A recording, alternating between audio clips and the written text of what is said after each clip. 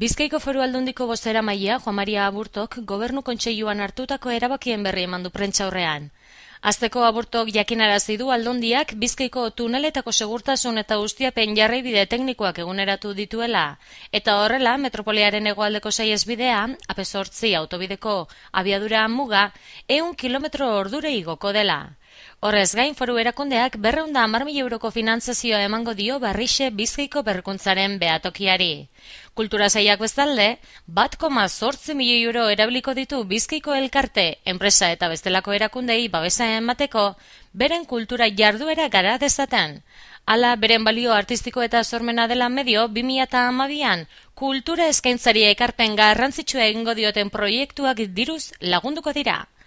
Nekazaritza sailari dagokionez, 225.000 euro emango ditu, kalitatezko ekoizpenetarako diru laguntzetarako, eta 65.000 euro bideratuko ditu txakolinaren ekoizpenaren kalitatea hobetzera.